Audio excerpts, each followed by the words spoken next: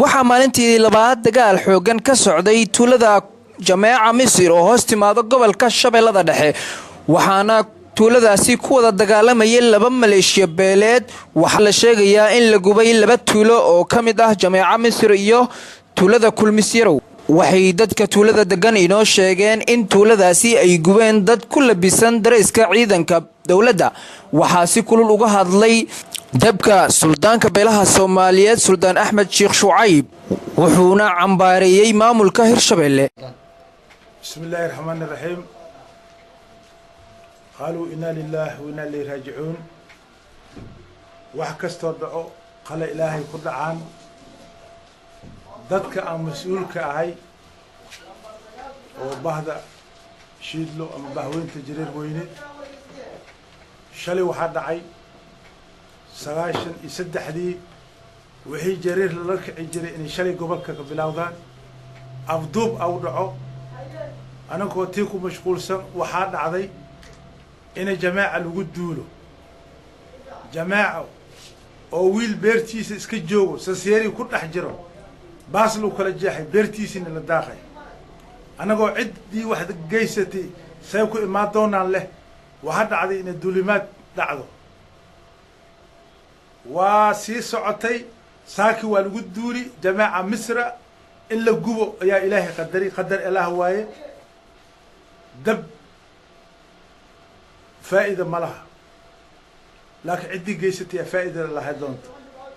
waxa kale oo hadda dhacay oo ay soo gaartay Kulmisyarow in hadda oo Cali Cumar oo ku dhax jiro dawladda Hirshabeelle madaxweynaha iyo madaxweyne ku xigeenka iyo gudoomiyaha degmada waxaan u sheegaynaa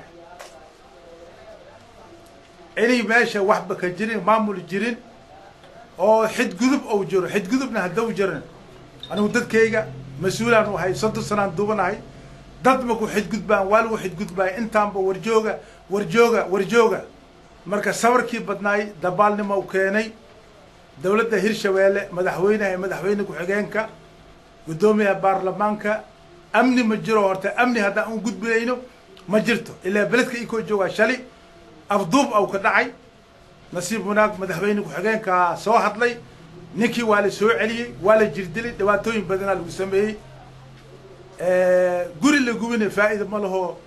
guri la gubi naag ma seerti aba gubi karto guri ma seer nimaad ma ah guri la gubi gubidna gubida ka horeysay 12 beled oo shiida leedahay hore loo gubi kuwaas kama fali badna marka waxaan u sheegaynaa dawladda dhexe oo madaxweyne Maxamed Cabdullaahi Farmaajo oo mas'uul ka yahay Johor maamulka ma jiro wax ka jirana ma jirto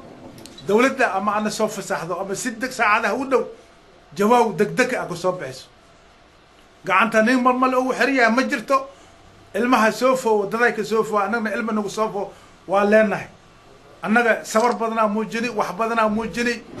adduunka waxaan u sheegaynaa beesha caalamka waxaan u sheegaynaa oo adduunyada u sheegaynaa anaga dood ma aha gobolka Shabeellaha Dhexe wax maamul oo ka jira ma jirto wax amni oo ka jira ma jirto ninka balcad ka soo baxay oo yiri ammaanka sugayri asagoo ku joogna ku dhacday waasi madadaalina dab ku qabto wiirne baladkaas waxa gubi ninka balcad ka baxay oo sanayta ko liira waxay nagu dhacay in Allah ma asxaabirin anaga duulimaad manihi afaafagnahay waxaan u sheegaynaa wax maamul Hirshabeelle liira inuu gobolka ka shaqeeynin inay amni jirin inay cideega wax walba lagu sameeyo adduunyada ma ka dhacday nin beertiisa la daaqay saseeri soo ku jira baas lagu jeexay laga talinin haddana lagu sii duuli haddana ma aragtay dab lagu sii qabtay dawladda waxaan u sheegaynaa gudoomiyaha baarlamaanka oo federaalka waxaan u sheegaynaa wasiirka gaashaandhigga ku xigeenka waxaan u sheegaynaa xukuumadda federaalka waxaan u sheegaynaa todobada oo jareer ku jirto anaga kalsoonidii dawladda waa kala noqonay maadaama madibta koor bilawday oo leh war federaal waaye war is celiya anaga dagaalka waxa naga reebay mudulkii maqaad maayo cimbihi masiib maayo laakiin waxaan u sheegaynaa anagu dagaalku cilaamimayni dawladda anaga soo gaarto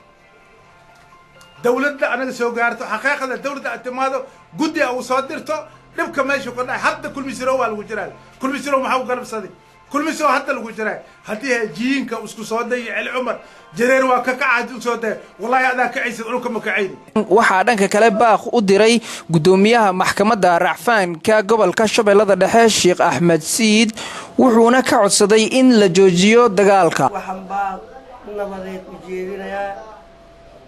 dagaalka aad u baaba'an oo u baasan ee ka socdo ee tuulada jamaaca Misr oo ka tirsan degmada Balcad gobolka Shabeellaha Dhexe iyo qolada diriska ay yihiin Ibrahim Cali ayaa waxaan baaq u jeedinayaa dadkaas walaalaha in dagaalkaas degdeg loo joojiyo oo mataqaanaa la ilaaliyo diinta islaamku iyo diriska wada noolaashaha qiimaha ay leedahay waayo maanta lama joogo xilligii yani tuulo lagu soo duulayay la barakicinayay lana gubayay xilligaas waa dhamaaday maanta waxaan joognaa xilli dawladda ay wadanka ka jirto oo cidii wax tawanaysa cid kale loo dacwo karo waayo dawladda federaalka ka sokow anagu waxaan leenahay nidaam ah dawlad goboleed Hirshabeelle la yiraahdo oo runtii dawladeedii ay u dhantahay baarlamaankeedii madaxweynaheedii goleedii wasiirkii amniga waa ka xumahay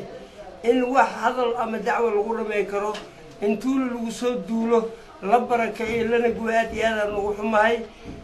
waxaan sheegayaa labadaas tuuladaas lagu soo duulay cid ku soo duushaba inay yani dhowraan nidaamka guud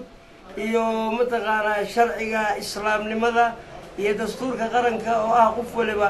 inay nabad ku wada noolaato digaya in mataqaanaa la ilaaliyo